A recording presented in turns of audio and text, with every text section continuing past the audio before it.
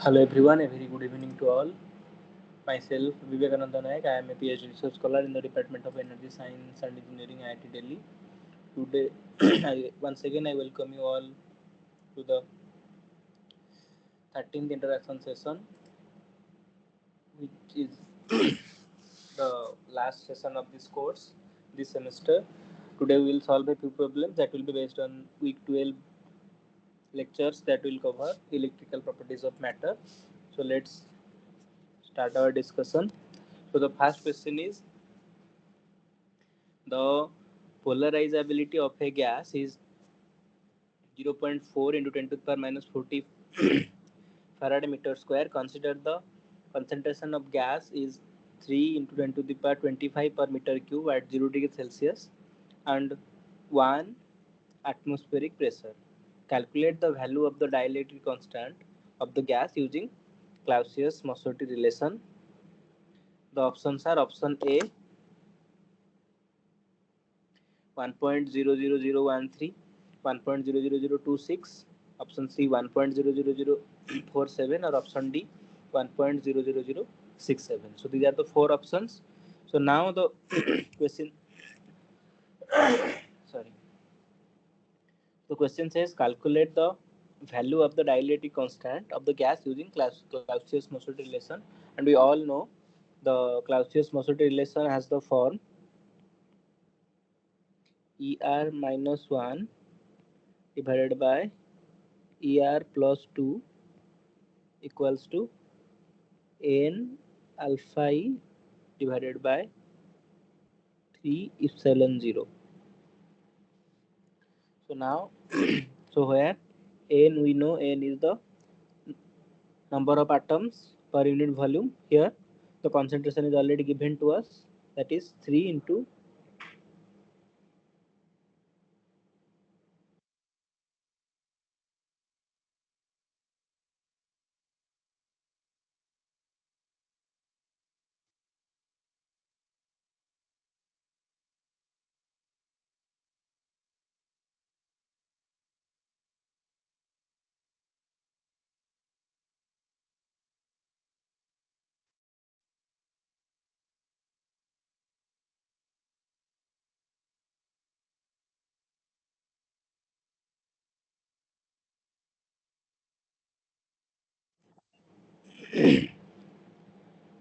sorry, there are some disturbances. So we know the Clausius-Mosotty relation is given by ER minus 1 divided by ER plus 2 equals to n alpha by 3 epsilon 0, where n is the number of atoms per unit volume, and here the value of n is given to us in the question. It is 3 into 10 to the power 25 at 0 degree Celsius and 1 atmospheric pressure. Now the polarizability of the gas, which is alpha E, is also given. It is 0.4 into 10 to the power minus 40, and the value, and this the third unknown in the right hand side, as epsilon 0, is a universal constant with the value is 8.85 into 10 to the power minus 12. So now if we put all these, then we will find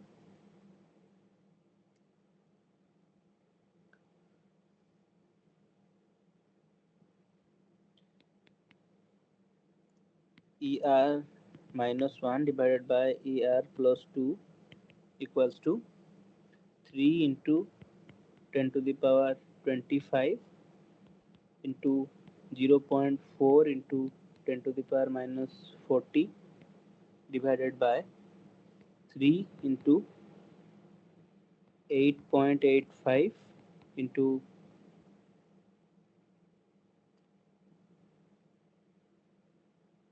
10 to the power minus 12. So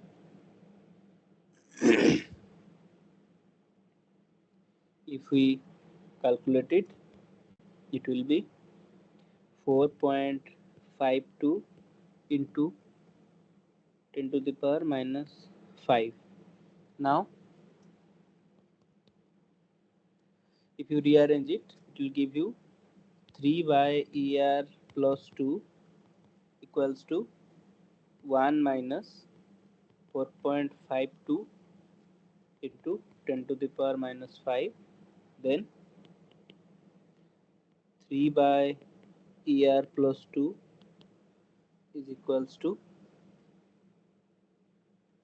0.9999548. Now ER plus 2 equals to 3 by 0.9999548, which is 3.00013. So ER will be 3.00013 minus 2. So here is 1 point, sorry, 1.00013. So, the correct answer is 1.00013, and the correct option is option A. Now we will move to the next question. The question says the dielectric constant of silicon is 12. The length of the edge of its cube, the length of the edge of its cubic unit cell is 5.45 angstrom. Find the electronic polarizability of silicon atoms, where the number of atoms per unit cell in silicon is 8. We know silicon is a semiconductor, so it has diamond cubic structure, and we know in a diamond cubic structure number of atoms per unit cell is 8. So we will assume the number of atoms per unit cell in silicon is 8. So if we calculate the total number of atoms per unit volume, then the number of atoms per unit volume n will be 8 divided by the volume, that is 5.45 into 10 to the power minus 10 cube, which will give you 4.94 into 10 to the power 28 per meter cube. So this is the value of n. Now we will again use the same expression, Clausius-Mosotty relation. ER minus 1 divided by ER plus 2 equals to n alpha E by epsilon 0. So which will give, we know the dielectric constant of silicon is 12. So 12 minus 1 by 12 plus 2. So it is 11 by 14 equals to n alpha by epsilon 0. So n is 4.94 into 10 to the power 28. We want to calculate the value of alpha, so alpha is the unknown, and then the value of epsilon 0 is 8.85 into 10 to the power minus 12.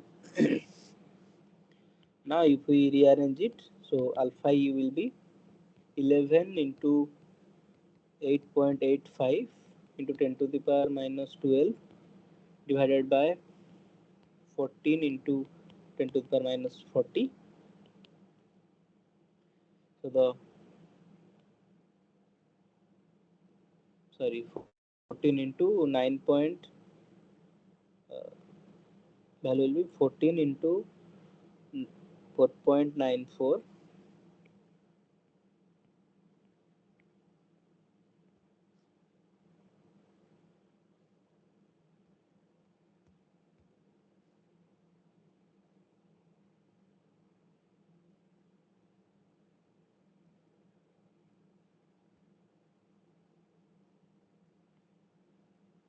It is 4.94 into 10 to the power 28. So the value will be 1.4 into 10 to the power minus 40. So the correct answer, is 1.4 into 10 to the power minus 40. So the correct option is option A, 1.4 into 10 to the power minus 40 Faraday meter square. Now question number 7. Question number 7 says the relative permittivity and square of refractive index of a dielectric material are 5 and 2.25 respectively. Find the ratio between electronic and ionic polarizabilities of the material neglect oriental and space charge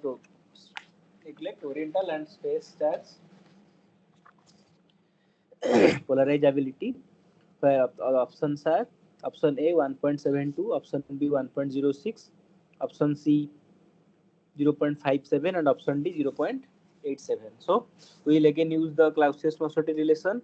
The relation says ER minus 1 divided by ER plus 2 equals to N, in place of alpha I, here we will write alpha I plus alpha I, electronic and ion polarized abilities by 3 epsilon 0. So the value of relative permittivity is known to us, which is 5. So it will be 5 minus 1 by 5 plus 2, that is 4 by 7. So 4 by 7 equals to N alpha E plus alpha I divided by 3 epsilon 0. Now the same relation can be written in another form in terms of refractive index of dielectric material, because we know ER is equals to n square. So n square minus 1 by n square plus 2 equals to n alpha E by 3 epsilon 0. So in case of now if we use the value of alpha n that is given to us, that is 2.25. So ER is 5 and n is 2.25. So it will be 1.25 divided by 4.25, and that is equals to n alpha I by 3 epsilon 0. Now if we calculate, so this is one expression, this is equation 1, and this is equation 2. So now if we divide equation 1 by equation 2, we will get 4 by 7 into 4.25 divided by 1.25 equals to 1 plus alpha I by alpha E. Now 68 by 35 minus 1 equals to alpha I by alpha E. Then alpha I by alpha E will be 33 by 35. So the according to the question, it was find the ratio of find the ratio between electronic and ionic polarizability. So the ratio of electronic and ionic polarizability will be alpha I by alpha E equals to 1.06. Sorry, alpha E by alpha I. This is alpha E by alpha I because it is 35 by 33. So this is the correct answer, and the correct option is option B. I hope this is clear to everyone. Now we will move to the next question. The question says the crystal of sodium chloride has dielectric constant of 5.8 and optical refractive index of 1.5. Calculate the percentage contribution of ionic polarizability. Neglect oriental and space charge polarizability. The options are option A 22.2, option B 34.7, option C 52.2, and option D 72.8. So again we will use the same relation, Clausius-Mosotty relation, which will give ER minus 1 plus ER by ER plus 2 equals to N alpha E plus alpha I divided by 3 epsilon 0. Now again n square minus 1 by n square plus 2 equals to n alpha E by 3 epsilon 0. So this is one relation, this is equation number 2. Now equation 2 divided by equation 1, we will get alpha E divided by alpha E plus alpha I equals to n square minus 1 by n square plus 2 divided by er minus 1 by er plus 2. So it will give you 5 by 17 divided by 8 by 13. That is 5.8 minus 1 by 5.8 plus 2 divided and sorry 5.8 my 5.8 is dielectric constant, so dielectric constant is er, so er is 5.8 and the refractive index n is 1.5, so it will be 1.5 plus 1 by 1.5 plus 2, it is 5 by 17 into 8 by divided by 8 by 13. So if we calculate, it will give us alpha I divided by alpha E plus alpha I equals to 65 by 136. That is again alpha I by alpha E plus alpha I equals to 71 by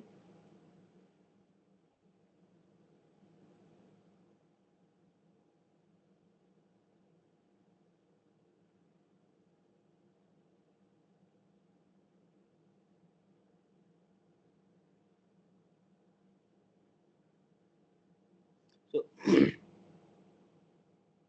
this is 65 by 136. So uh, if we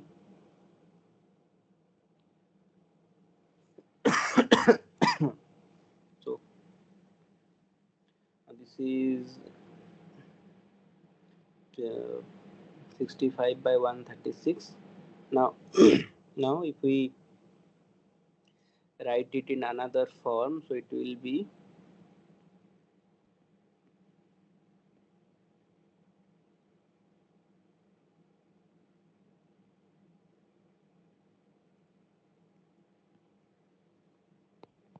so in another form we can write alpha E plus alpha I by alpha I equals to 136 by 65. Now 1 plus alpha E by alpha I equals to 136 by 65. So alpha E by alpha I is equals to 136 by 65 minus 1. So which is 136 minus 65 divided by 136 minus 65 divided by so no 1 minute,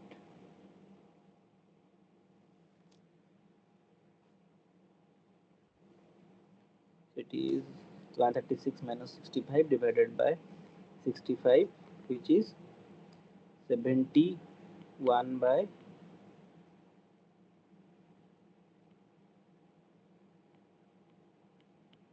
65. But if we talk about the contribution, so there is some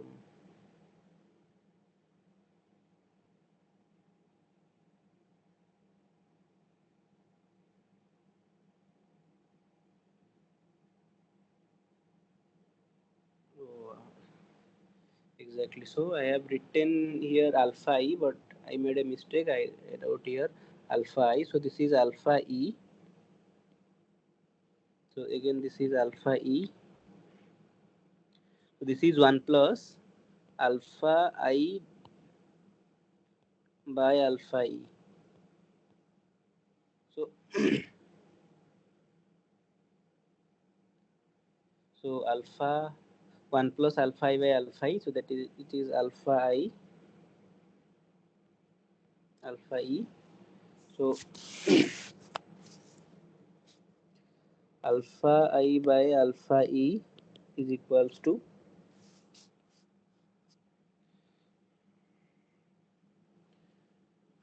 71 by 65. But the question says calculate the percentage contribution of ionic polarizability. So the percentage contribution of ionic polarizability is the total value by ionic polarizability. So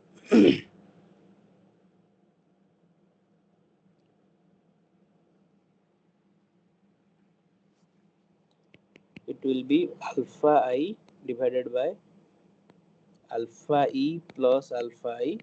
It will give you 71 by 136. So this is 65 by 136. It will be 71 by 136. So the contribution of ionic polarizability, so the percentage contribution will be how much? So the percentage contribution will be percentage contribution will be alpha I divided by alpha E plus alpha I into 100%, that is 71 by 136 into 100%, is 52.2%. So the correct option is option C, 52.2%. Now question number 9. Question number 9 says there are 10 to the power 27 HCl molecules per cubic meter in vapor. Determine the oriental polarization at room temperature, that is 300 K. If the vapor is subjected to an electric field of 10 to the power 5 volt per meter, the permanent dipole moment of HCl molecule is 1.04 dBi unit. Consider 1 dBi unit is 3.34 into 10 to the power minus 30 coulomb into meter. Now, the determine the oriental polarization at room temperature. So the oriental polarization P will be N into dipole moment of each atom. So now where mu average is the average average contribution to the polarization of a dipole. Polarization of a dipole. Now again mu is mu square E divided by 3 kBt. The value of mu is given to us 1.04 into 3.34 into 10 to the power minus 30 coulomb into meter. Value of E is again given to us 10 to the power 5 volt per meter. Kb we all know 1.38 into 10 to the power minus 23 joule per Kelvin and the temperature is 300 K.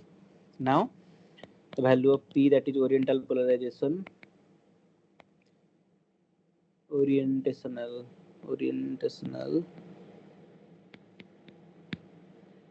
polarization P is 10 to the power 27 into 1.04 into 3.34 into 10 to the power minus 30 divided by 30 square into 10 to the power 5, 3 into 1.38 into 10 to the power minus 23 into 300, 9.7 into 10 to the power minus 8 coulomb per meter square. So this is the correct answer, and the correct option is option A, 9.7 10 to the power minus 8. Now we will move to the next question. So this question is based on the concept of superconductivity. So a superconducting tin has a critical temperature of 3.7 Kelvin at a zero magnetic field and 0 Kelvin. The critical magnetic field is 0.031 Tesla.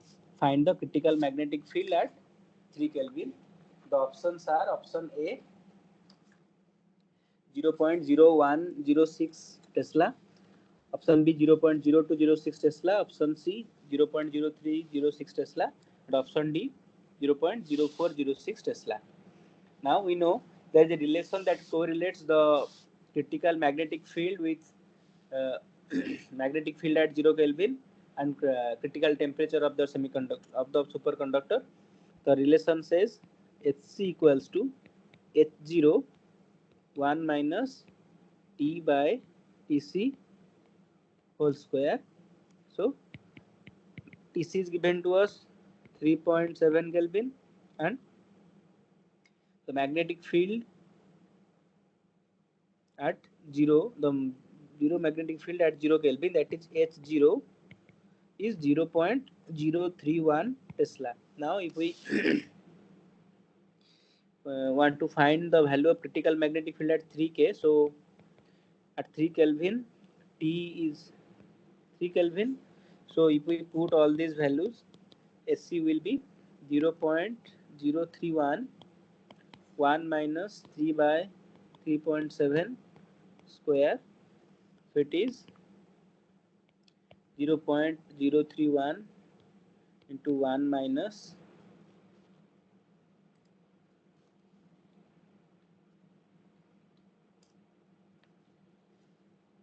0.810 whole square. So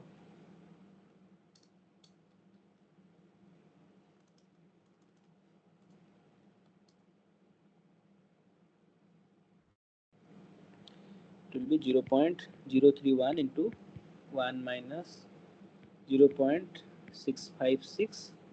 If you calculate, it will be 0.0106 Tesla. So this is the correct answer, and the correct option is again option A.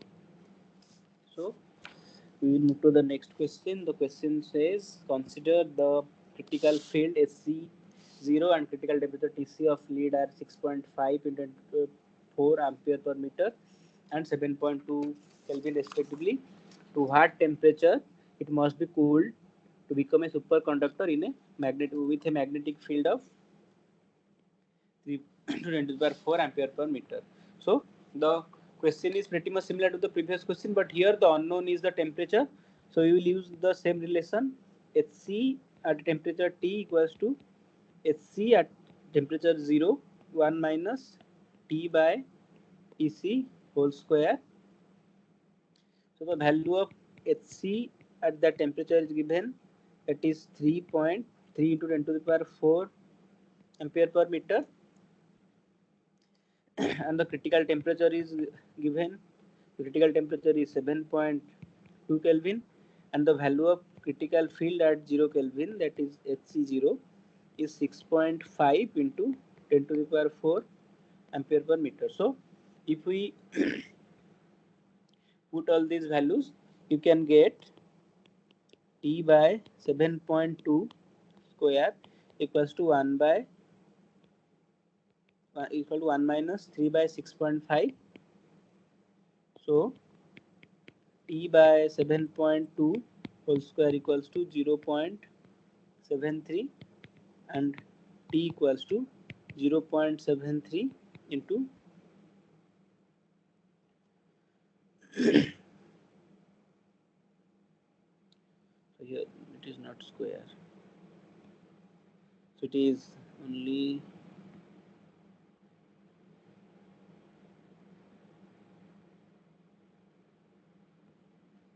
so it is 0.73 into 7.2, so T is 5.25 Kelvin. So this is the correct answer and the correct option is 5.25 Kelvin, that is option B. So these are the few questions that I wanted to discuss with you. Now we will now since this is the last interaction session and you will be appearing for the exam, so today I want to give you a uh, sorts of revision to the course. So I will discuss some of the concept that is covered in the course in a compact manner. So let me add a few slides and then we will discuss.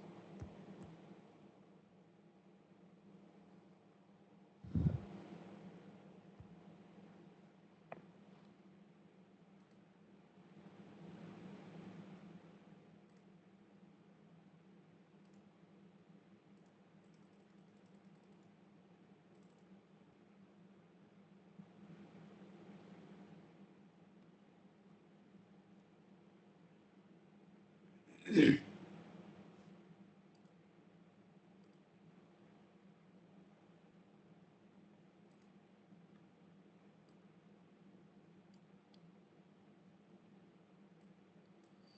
in initial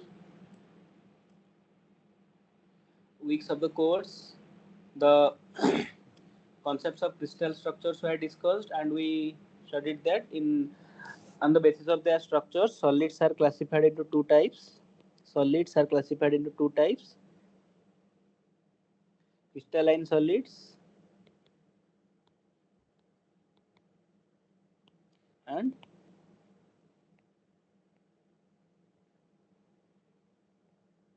amorphous solids. So in case of crystalline solids, they have periodic arrangement of atoms, and in case of amorphous solids, they have random arrangement of atoms. Now, uh, due to this periodic arrangement of atoms in crystalline solid, they have sharp melting points. However, in case of amorphous solids, they don't have any sharp melting point, and also since the crystal structure, the atoms are arranged in a particular manner, so the properties of the matter varies with different varies with direction. So there is anisotropy nature in crystalline solid. However, isotropic nature in amorphous solid is found. Crystalline solids are more rigid and less entropic.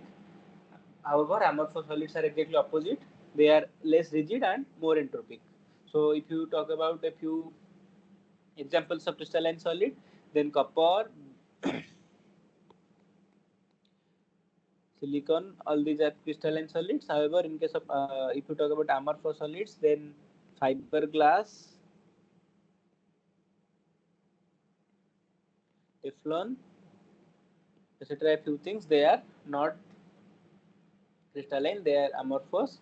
And then we discussed about unit cell, and unit cell is the smallest unit of the crystal, which again gets repeated and forms a crystal. So suppose these are three crystallographic axes, that is X, Y, and Z. So suppose this is one unit cell.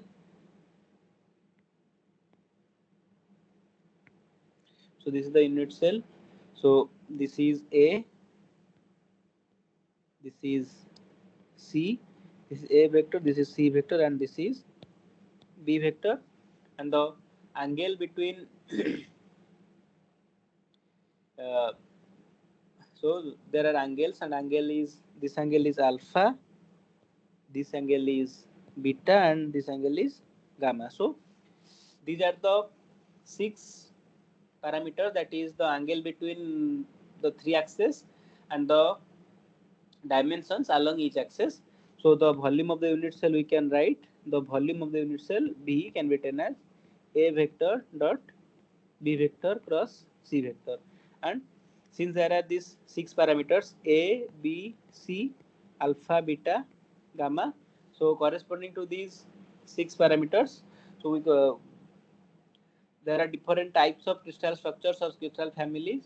So these are called as Bravais lattice, two-dimensional and three-dimensional. Also talking about the unit cells. So unit cells are also two types. One is primitive unit cell, another is non-primitive unit cell. In case of primitive unit cell, only one atom is available for one unit cell. That is, atoms are present only at the corners. However, in case of non-primitive unit cells, there are atoms that are present at other points except corners. Now, so in case of two-dimensional, so two-dimensional Bravais lattice, there are five crystal systems. There are four crystal systems: square, rectangular, hexagonal, and oblique. And there are five Bravais lattice. Rectangular has primitive and rectangular has centered. So one is square, then rectangular, hexagonal, and oblique. All are these are primitive, primitive, and primitive. However, in case of rectangular, it has primitive and centered. Similarly, if you talk about three-dimensional Bravais lattice. In case of three-dimensional Bravais lattice, a three-dimensional crystal structure, there are 4 crystal systems and 14 Bravais lattice. There are 7 crystal systems.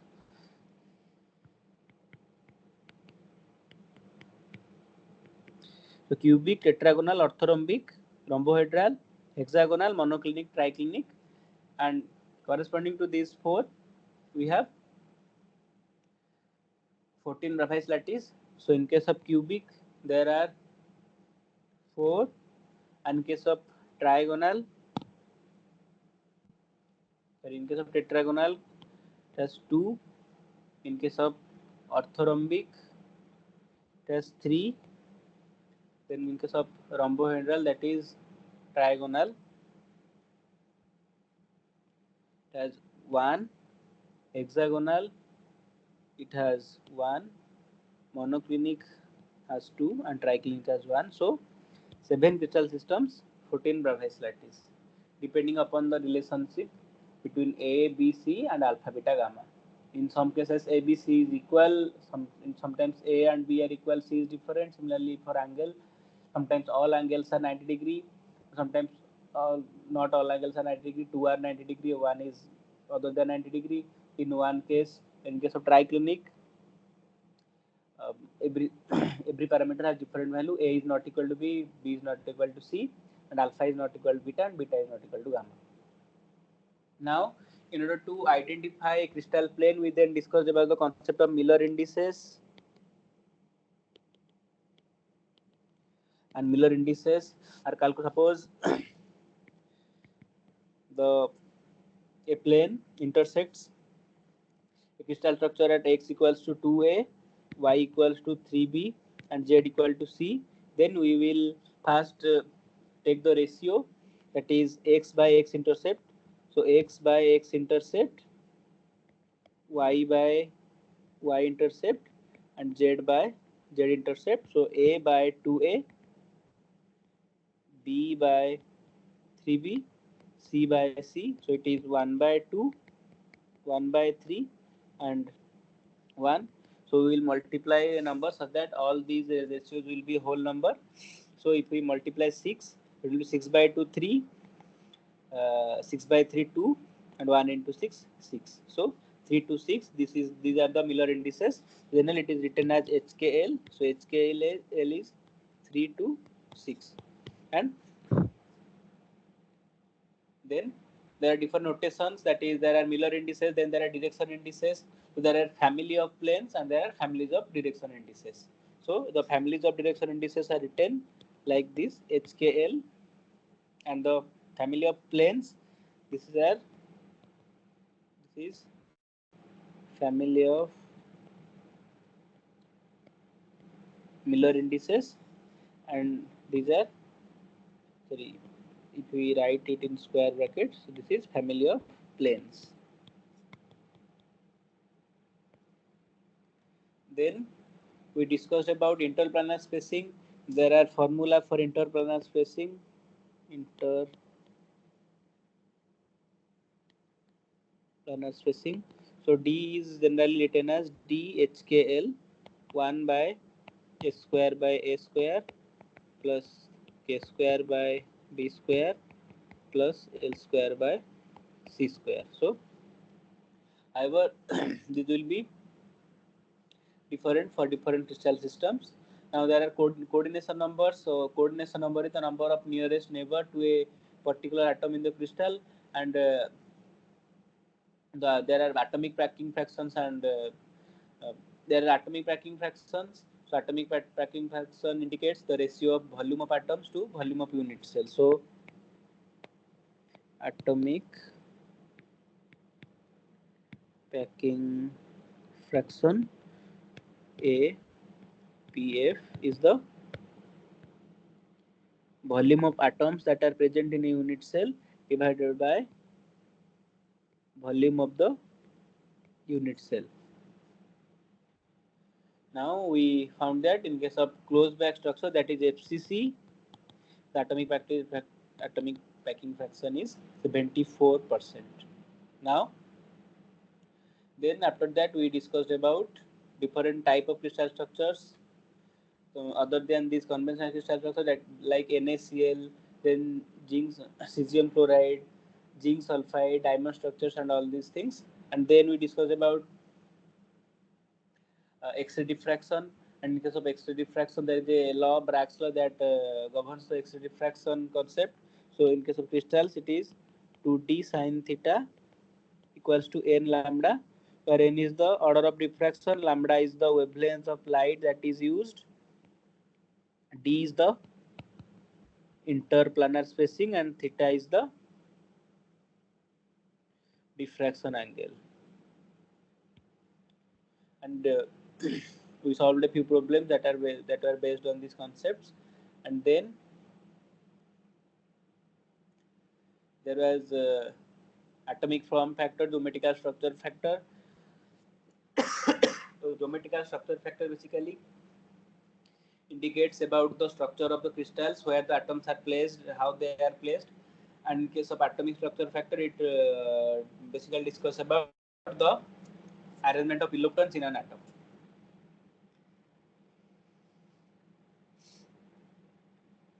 Then also the concept of reciprocal lattice were discussed, and the reciprocal lattice, in case of reciprocal lattice,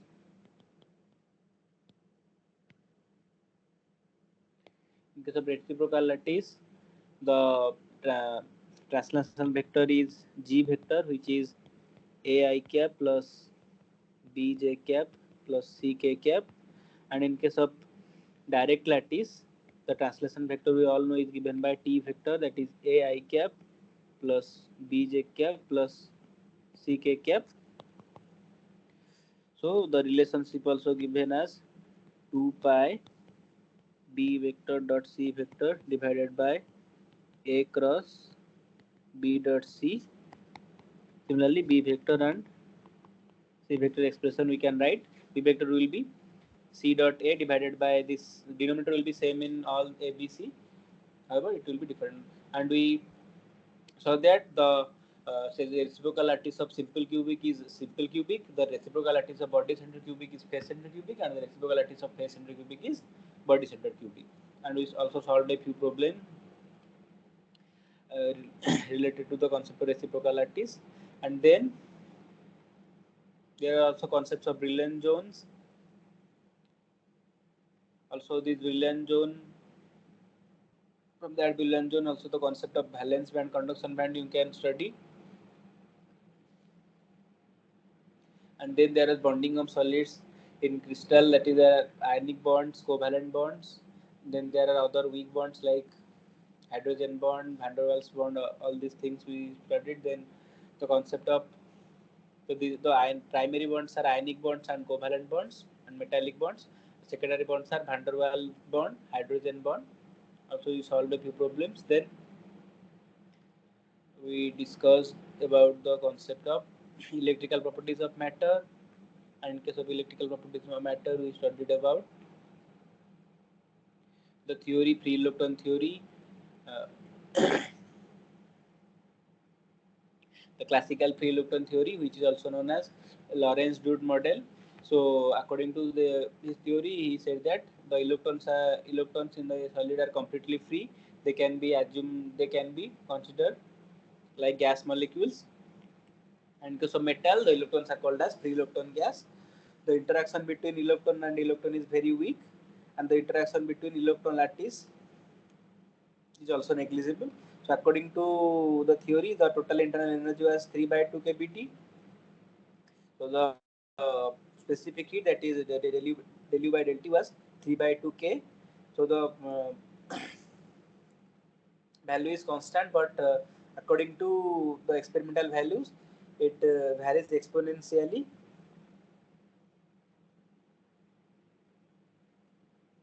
So according to experimental values, the specific heat is direct proportional to temperature. So the theory failed. Then there was the concept of band theory. Also, in between, we discussed about free electron model, like particularly in one-dimensional box, two-dimensional box, two-dimensional box, and three-dimensional box. Their energies, their wave, wave functions and degeneracy also we have discussed a few problems. Then we also discussed about the distribution of electrons in the inside the solid, that is Fermi distribution. The expression for Fermi distribution given by Fe equals to 1 by exponential E minus EF by kT plus 1, where EF is the Fermi energy, and we have also solved a few problems that were based on the calculation of Fermi energy, Fermi temperature, Fermi velocity. All these we have discussed in our interaction sessions. Then there is band theory of solids. So in case of band theory of solids, there is Bloch's theorem. So in case of atoms, in case of a solid, they assume they consider that in case of lattice, not they are not free. The electrons are not free. However, they are encountered with some potential. So the potential is not equals to zero. So the potential is not equal to zero, and they consider that the potential has the repeating periodicity, so it is given as Vx plus equal to Vx. So the wave function obtained was psi x equals to e to the power I kx u k. So this is the Bloch's theorem.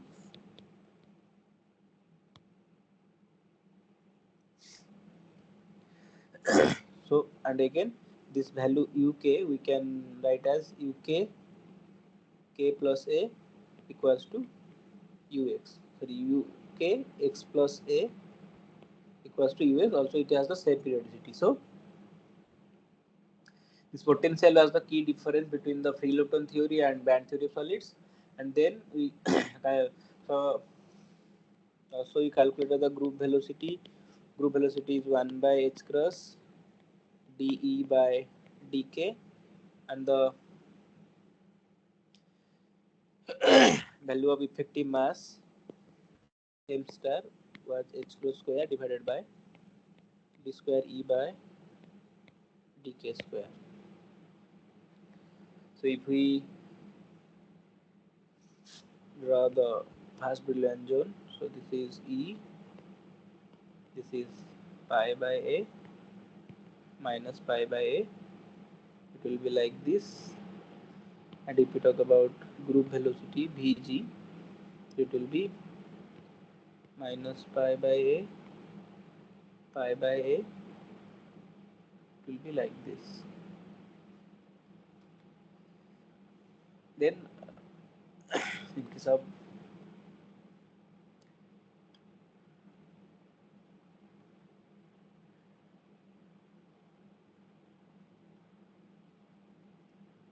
then due to the uh, band structure of solids, there are distinction between insulator, semiconductor, and conductor. In case of conductor, the valence band and conduction band completely overlap, so there is no band gap. In case of semiconductor, there is a very small band gap, and in case of insulator, they have the valence band and conduction band are separated by a very large band gap. There is discuss about semiconductor theory, direct band gap semiconductor, indirect band gap semiconductor. Also, we discuss about the intrinsic carrier concentration. There is exponential dependence of carrier concentration with temperature, and the forbidden energy gap. And also after that we discussed about so there is a law of mass action, that is Np equals to Ni square, where Ni is the intrinsic carrier concentration, and the conductivity sigma is Ne mu e plus Pe mu p.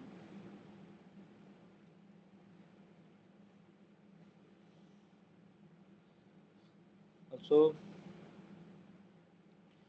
Hall effect was discussed. In case of so what is Hall effect? The production of voltage difference across an electrical conductor transfers to an electric current in the conductor and to an applied magnetic field perpendicular to the current. So the ratio of Hall coefficient RH is given as 1 by Ne. So it is negative for N-type semiconductors, positive for P-type semiconductors. So from Hall coefficient we can also identify whether it is P-type or N-type. So Hall, and the expression for Hall voltage VH is minus Ix Bz divided by NET.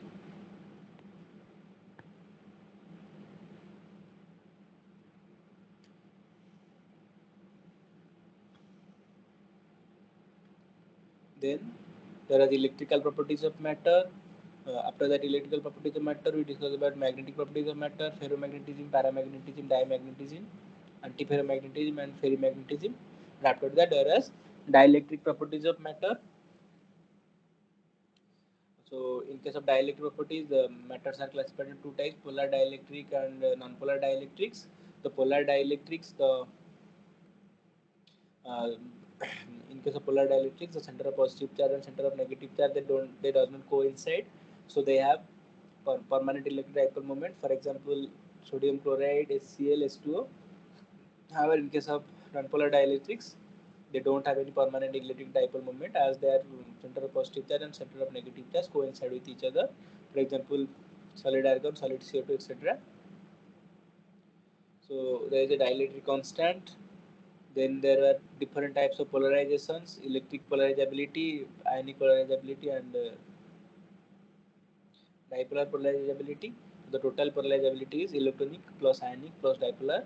Also, the Clausius-Mostert relation we discussed, it is ER minus 1 by ER plus 2 N alpha by epsilon 0. So, alpha is alpha E plus alpha I plus alpha D.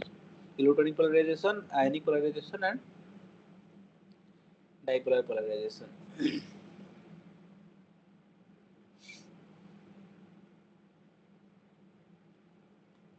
And then the concept of superconductor, we know in case of superconductors, they have zero resistance. However, they show their nature at certain conditions.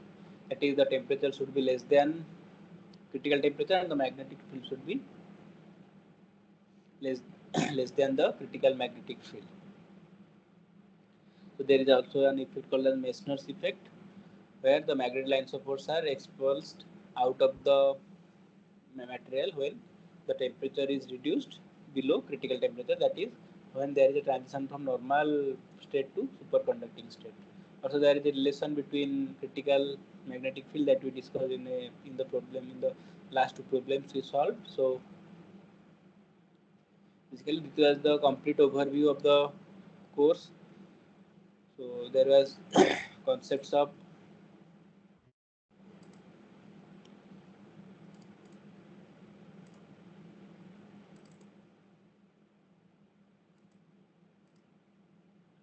so crystal structure, then X-ray diffraction of excitation from crystals. Then we discussed about reciprocal lattice, then electrical properties of matter, band theory of solid, physics of semiconductors, thermal properties of solids, magnetic properties of solids, dielectric properties of solids, and superconductivity. So these are the concepts that are covered in the course solid state physics. I hope you will be performing good in your exams that you will be appearing for this course. With this, I come to the end of this interaction session. I hope the problems I have solved here in the class will help you to appear in your exam. So I request you to practice these problems, or if you have any doubt, you can post your queries in the discussion forum. I will be answering those queries related to this interaction session and at the discussion forum. So that's it from my side. I wish everyone all the best for your course, for your next semesters, and if you are appearing for the exam in this solid state physics course, I request I request everyone to go through these solve problems that I have discussed in the class. So thank you all for registering this course and for your interest in this solid state physics course. That's it from my side. Good night.